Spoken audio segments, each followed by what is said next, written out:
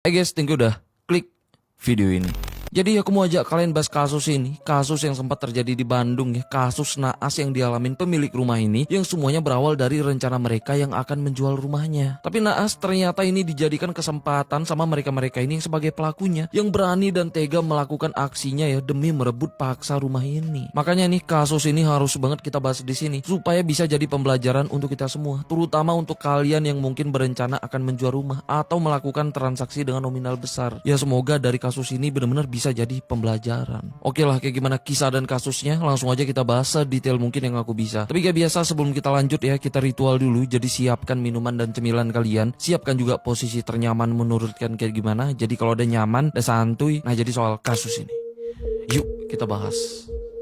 Jadi semuanya bermula di rumah ini, rumah yang cukup mewah milik Didi Harswadi yang tinggal dengan istrinya yang bernama Nita Anggraini, yang mana saat itu ya di usia mereka yang udah cukup tua, mereka ini cuman tinggal berdua di rumah ini yang ada di wilayah Bandung Kidul, kota Bandung. Sedangkan saat itu anak mereka satu-satunya itu udah nikah dan memutuskan tinggal di luar dengan suaminya. Sedangkan Pak Didi dan istrinya awalnya menikmati masa tua mereka di rumah ini yang awalnya nggak ada masalah sama sekali. Bahkan Pak Didi dan istrinya pun itu dikenal sebagai orang yang penyayang, karena di rumah mereka ini sering ngasih makan kucing yang ada di sekitaran situ. Yang emang awalnya ya mereka pun cukup tenang dan bahagia selama tinggal di rumah ini. Tapi di balik itu semua, karena rumah mereka yang cukup besar untuk ditinggalin yang cuman berdua, jadinya ya di tahun 2014 Pak Didi dan istrinya pun mulai berencana menjual rumahnya. Setelah mereka yang sama-sama sepakat, mereka pun mulai nyari tahu soal harga yang tepat. Nah setelah nemuin harga yang pas ya, akhirnya mereka pun mulai memasarkan rumahnya dengan harga 3,5 miliar yang dipasarkan dengan berbagai cara, mulai dari mulut ke mulut sampai menggunakan media sosial khusus jual beli properti. Jadinya beberapa calon pembeli pun mulai menghubungi untuk sekedar nanya kondisi rumah dan harganya. Nah tapi awalnya ya belum ada calon pembeli yang benar-benar serius sampai datang ngecek rumahnya. Tapi beberapa bulan kemudian tiba-tiba ada salah satu calon pembeli yang bernama Raga yang menghubungi Pak Didi, yang aku dapat info dari kerabatnya ya soal rumah Pak Didi yang dijual. Karena tertarik, Raga pun sempat datang nemuin Pak Didi dan istrinya untuk ngeliat langsung rumahnya. Nah setelah benar-benar tertarik ya, mereka pun itu mulai ngobrol dan tawar-menawar. Yang mana di situ Raga ini setuju akan ngebeli rumahnya, tapi dengan cara kredit KPR melalui salah satu bank. Nah karena kredit di bank wajib ada jaminan ya, jadinya Raga pun minta sertifikat rumah Pak Didi ini yang dijadikan jaminan kreditnya. Awalnya Pak Didi dan istrinya pun sempat ragu karena rumah yang dibeli justru dijadikan jaminan. Nah tapi Raga yang saat itu udah kepengen banget ngebeli rumah Pak Didi ya, terus membujuk dan ngaku kalau dia udah siapin uang sebesar 130 juta yang sebagai DP-nya yang akan dia serahkan ke Pak Didi. Karena ngelihat Raga yang benar-benar serius, akhirnya Pak Didi dan istrinya pun setuju. Jadinya ya Raga pun langsung ngasih uang DP-nya dengan cara ditransfer. Setelah itu ya Pak Didi pun langsung ngasih sertifikatnya ke Raga. Setelah itu Raga pun mulai berusaha mengajukan kredit KPR dengan sertifikat rumah Pak Didi yang dia jadikan jaminan. Sedangkan di balik itu pihak keluarga dari istri Pak Didi yang tahu soal calon pembeli rumahnya yang akan beli dengan kredit yang justru menjadikan rumah Pak Didi yang sebagai jaminannya, pastinya mereka pun kaget karena Raga si calon pembelinya justru nggak ada jaminan apapun. Jadinya pihak keluarganya pun mulai ngingatin Pak Didi dan istrinya untuk hati-hati, karena kalau misal Raga ini nggak bisa nebus kreditnya, pastinya mereka yang akan dirugikan karena rumah mereka yang udah dijadikan jaminan akan disita bank. Karena ini Pak Didi dan istrinya yang sebenarnya udah ragu sejak awal ya, jadinya makin ragu lagi sama Raga. Sedangkan di balik itu saat Raga yang berusaha mengajukan kredit KPR ke bank ya, ternyata ditolak karena ada beberapa persyaratan yang nggak bisa dia penuhin. Karena gagal mengajukan kredit, sedangkan Raga ini udah berambisi banget ngebeli rumah Pak Didi ya, jadinya dia pun sempat berusaha minjem uang ke sana kemari ya, tapi juga nggak membuahkan hasil apapun. Karena ini Raga pun akhirnya balik ke rumah Pak Didi untuk ngebalikin sertifikat rumahnya. Gimana di situ ya Pak Didi dan istrinya yang juga udah ragu itu juga sempat ngomong baik-baik soal mereka yang keberatan sertifikat rumahnya dijadikan jaminan. Jadinya Pak Didi dan istrinya pun langsung ngebalikin uang DP-nya Raga dan ngebatalin ngejual rumahnya ke Raga. Yang mana ya ini pun ngebuat Raga ini kecewa yang merasa gagal untuk bisa ngebeli rumah Pak Didi. Yang akhirnya karena ini dia pun sempat cerita ke salah satu temannya. Yang mana disitulah ya nanti Raga dan temennya pun nemuin ide yang benar-benar gila dan nekat sampai berujung jadi kasus yang cukup seram soal apa yang terjadi di rumah ini.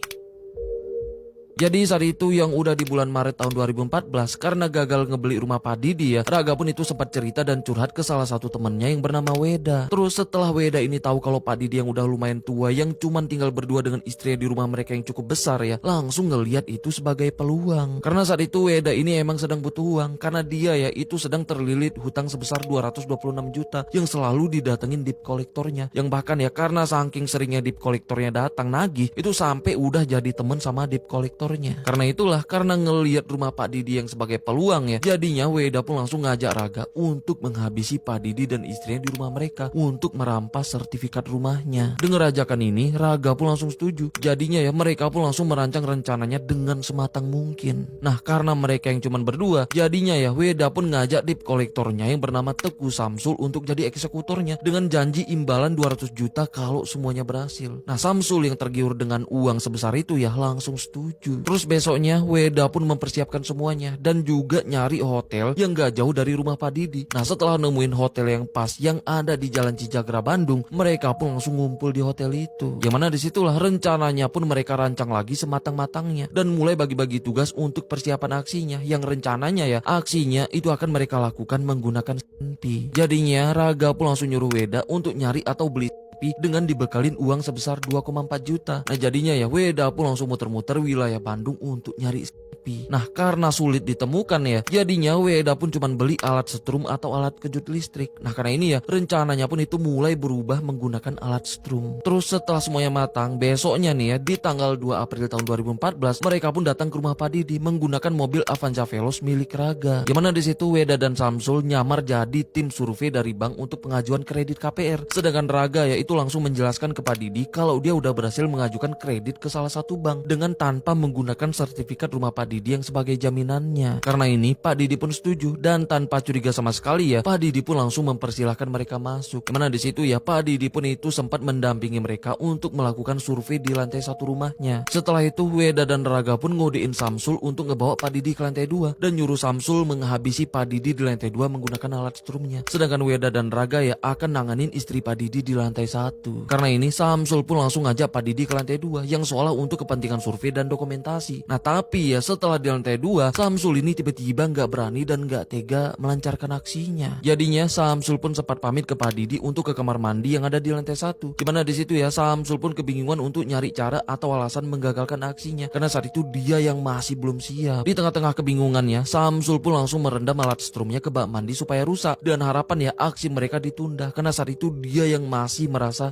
belum siap. Setelah itu karena terlalu lama menjalankan aksinya ya, jadinya Weda dan Raga pun manggilin Samsul yang saat itu sedang ada di kamar mandi dan mereka pun langsung menuju ke lantai 2 di mana Pak Didi masih ada di sana. Tapi di situ Samsul yang merasa nggak punya pilihan ya, terpaksa memberanikan diri mendekati Pak Didi untuk berusaha nyetrum. Nah tapi sebelum melancarkan aksinya ya, tiba-tiba alat strumnya pun konslet pas dipencet yang sempat ngeluarin suara ledakan kecil. Yang mana ini pun sempat ngebuat semuanya kaget, termasuk Pak Didi yang langsung nanya, ada apa, ada apa? Tapi Samsul pun beralasan kalau alat yang dia pegang itu alamin konslet karena nggak sengaja kena air pas dia ke kamar mandi tadi. Dimana di situ ya Pak Didi pun gak curiga yang sebenarnya alat itu akan digunakan untuk melumpuhkan dia. Singkat cerita karena alatnya rusak ya, akhirnya mereka pun sempat ngebatalin rencananya. Yang intinya ya di hari itu rencana mereka pun gagal. Nah tapi menurut Weda dan Raga itu masih untung karena Pak Didi dan istrinya masih belum curiga dan masih percaya kalau mereka yang sebagai tim survei dari bank. Setelah kejadian itu mereka bertiga pun seolah-olah udah selesai melakukan surveinya dan langsung pamit dan langsung balik ke hotel yang mana di sana ya Weda dan Raga pun itu marah dan kecewa dengan Samsul yang dianggap sebagai penyebab kegagalan mereka. Karena nggak kuat Samsul pun akhirnya sempat ngakuin kalau dia nggak sanggup melakukan itu semua. Nah tapi sebagai gantinya ya mereka pun maksa dan nyuruh Samsul ini untuk cari eksekutor lain yang siap dan berani melakukan aksinya. Karena ini Samsul pun langsung berusaha menghubungi beberapa temannya untuk dijadikan eksekutor. Sedangkan Weda dan Raga berusaha ngumpulin uang untuk biaya operasional termasuk untuk beli beberapa peralatan lain. Nah karena uang mereka yang udah menipis, akhirnya Raga pun menjual HP-nya BlackBerry K10 seharga 2,5 juta. Dari uang itu ya mereka pun langsung beli pisau dapur, sangkur dan juga menggantikan alat strumnya dengan yang baru. Sedangkan Samsul saat itu udah menghubungi kedua temannya yang bernama Udin Botak dan Epong yang sebagai tukang parkir di wilayah Monas Jakarta untuk menjadi eksekutornya tuh dengan menjanjikan bayaran masing-masing 50 juta kalau mereka berhasil melancarkan aksinya. Dengar tawaran itu, kedua temannya yang tergiur dengan uang sebesar itu ya langsung setuju. Yang akhirnya ya Samsul pun nyuruh kedua temennya datang untuk mereka semua ngumpul di salah satu hotel yang ada di Jalan Cijagra, Kota Bandung. Setelah Samsul ini ngenalin kedua temennya ke Weda dan Raga ya, mereka pun langsung merancang ulang rencananya dan mulai bagi-bagi tugas. Dimana di situ Udin, Botak dan Epong lah yang akan ditugaskan menjadi eksekutornya. Terus setelah semuanya siap, di tanggal 10 April tahun 2014, tepatnya di jam 11 siang, mereka pun mulai beraksi. Dimana awalnya ya Raga sendirian yang datang dan nemuin Pak Didi dan istrinya di rumah mereka untuk ngomongin soal kelanjutannya yang akan ngebeli rumah Pak Didi, yang katanya ya tim survei dari bank itu akan datang lagi untuk kembali survei rumahnya Pak Didi. Nah, Pak Didi dan istrinya yang masih belum curiga ya kembali ngizinin. Dan gak lama kemudian Weda, Samsul, Udin, Botak dan Epong pun nyusul ke sana. Yang lagi-lagi ya mereka ini menyamar sebagai tim survei. Nah, di sana ya awalnya mereka pun itu sempat ngobrol di ruang tamu, bahkan sampai dihidangkan minuman. Setelah ngobrol-ngobrol, Udin dan Epong pun langsung pura-pura ngukur luas tanah dan bangunannya yang dipandu Pak Didi. Nah, setelah selesai ngukur bangunannya ya, Udin dan Epong pun minta Pak Didi ngebawa mereka ke lantai 2 untuk ngecek dan ngukur bangunannya yang ada di bagian atas. Jadinya mereka yang cuma bertiga naik ke lantai 2, sedangkan istri Pak Didi itu masih di lantai 1 ngobrol sama Raga, Weda dan Samsul di ruang tamu. Sedangkan di lantai 2 setelah Pak Didi lengah ya, secara tiba-tiba Udin pun langsung melumpuhkan Pak Didi menggunakan alat kejut listrik di bagian lehernya. Setelah itu mereka pun langsung mengeksekusinya dengan menggunakan sangkur yang ngebuat Pak Didi pun ya langsung mengembuskan nafas terakhirnya di situ.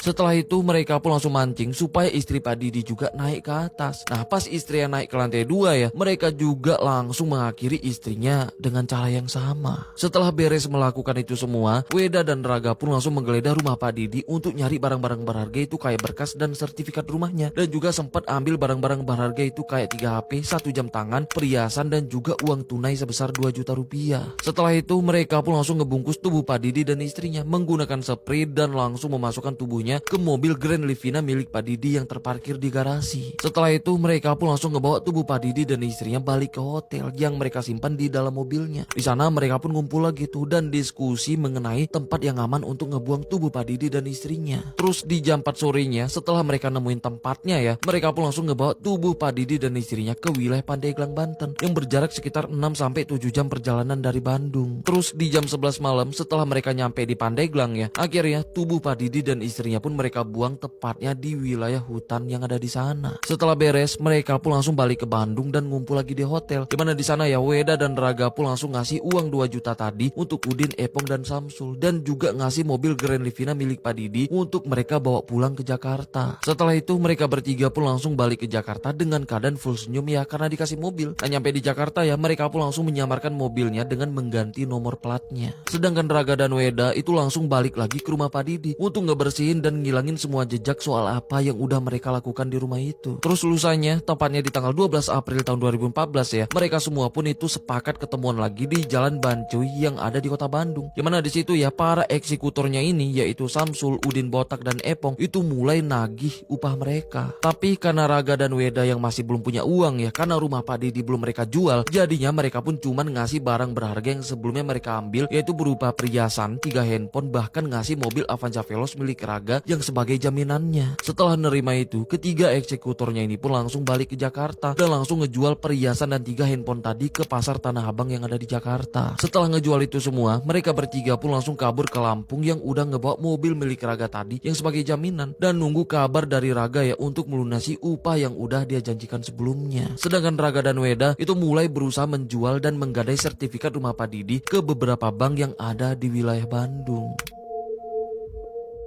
Jadi setelah itu semua terjadi, anak tunggal Pak Didi yang tinggal di luar dengan suaminya itu mulai resah karena udah beberapa hari kedua orang tuanya gak ada kabar yang bahkan udah gak bisa dihubungin. Yang akhirnya di tengah keresahannya, dia pun langsung melaporkan soal hilangnya kedua orang tuanya ke pihak kepolisian di Bandung. Setelah itu dengan pihak kepolisian, mereka pun langsung mendatangi rumah Pak Didi yang ternyata ya rumahnya udah kosong, gak ada siapapun dengan keadaan semua pintu rumahnya udah terkunci. Tapi pintu gerbang rumahnya terbuka lebar dan mobil Pak Didi pun udah gak ada di garasi. Dari sini anak Pak Didi pun ya langsung ngerasa kalau itu aneh, yang dia yakinin ada sesuatu yang terjadi di rumahnya. Karena gak biasanya bapak dan ibunya pergi dengan ngebiarin pintu gerbang terbuka. Karena ini mereka pun langsung minta pihak kepolisian untuk ngebuka pintu rumahnya dengan cara dibobol. Nah setelah masuk ya, rumah itu pun langsung diperiksa yang ternyata ya sertifikat rumah bahkan surat-surat mobilnya pun udah gak ada lagi. Yang pasti ya ini pun ngebuat polisi makin terus mendalami dan menyelidiki soal hilangnya Pak Didi dan istrinya. Sedangkan dibalik itu di hari yang sama ya, warga di wilayah Pandeglang itu mulai dihebohkan soal temuan 2 tubuh yang terbungkus kain spray di hutan Pandeglang. Yang mana ya pihak kepolisian di sana juga itu langsung menangani temuan ini. Dan kabar ini pun ya itu langsung tersebar. Terus berkat kerjasama dan koordinasi pihak kepolisian di wilayah Bandung dan Pandeglang ya, akhirnya kedua tubuh itu pun berhasil diidentifikasi. Yang mana ya ini pun ngebuat anak tunggal Pak Didi kaget dan istri setelah kedua orang tuanya berhasil ditemukan dengan keadaan kayak gitu. Karena ini pihak kepolisian di Bandung pun itu terus melakukan penyelidikan di rumah Pak Didi. Tapi karena saat itu pihak keluarga yang tahu ya kalau Pak Didi emang berencana mau ngejual rumahnya, apalagi pihak keluarganya juga sempat curiga nih ya ke salah satu calon pembeli rumahnya yang sempat ngebawa sertifikat rumahnya Pak Didi untuk dijadikan jaminan kredit. Ini pun ngebuat mereka curiga dengan sosok calon pembeli itu yang awalnya nggak ada yang tahu itu siapa. Tapi karena mereka juga tahu ya kalau calon pembeli itu sempat ngasih uang muka sebesar 130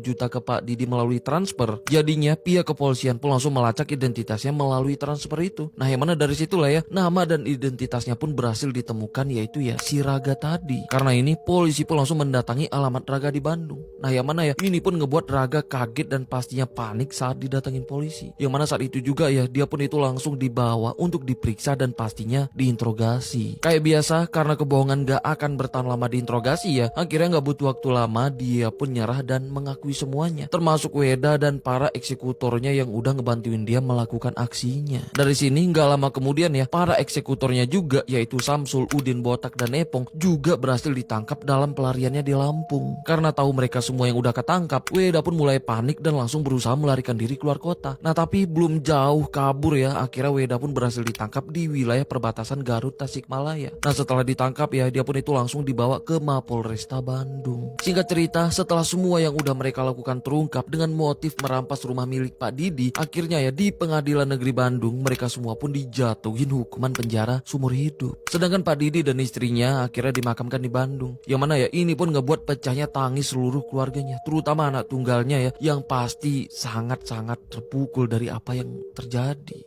Bukan cuma keluarga, kayaknya ya kucing-kucing yang ada di sekitaran rumah Pak Didi juga itu merasa kehilangan setelah Pak Didi dan istrinya itu nggak pernah lagi ngasih makan untuk kucing-kucing yang ada di sekitaran situ. Karena selama hidupnya ya Pak Didi dan istrinya itu emang rutin selalu ngasih makan kucing-kucing yang ada di sekitaran rumahnya. Ya semoga ya semua amal kebaikannya ini itu diterima di sisinya, dan semoga ya Pak Didi dan istrinya juga itu ditempatkan di tempat terbaik. Amin, amin, amin, amin. Tapi apapun itu semoga dari kasus ini ya bisa jadi pembelajaran untuk kita semua, terutama untuk kalian-kalian yang mungkin ada rencana ngejual rumah, tanah, atau apapun dengan transaksi besar. Ada baiknya lebih waspada sih, karena dari kasus ini udah cukup membuktikan kayak gimana seremnya orang yang tergiur, apalagi udah ngelihat adanya celah untuk mereka merebut paksa apa yang mereka inginkan dari transaksi besar ini. Makanya selalu pastikan kondisi dan situasinya yang benar-benar aman, karena kita nggak pernah tahu nih apa niat dan tujuan orang lain. Makanya ya please jadikan pembelajaran dengan harapan ya ke depannya kasus-kasus kayak gini jangan sampai terjadi lagi untuk siapapun dan dimanapun itu. Ya karena kita semua berhak untuk hidup.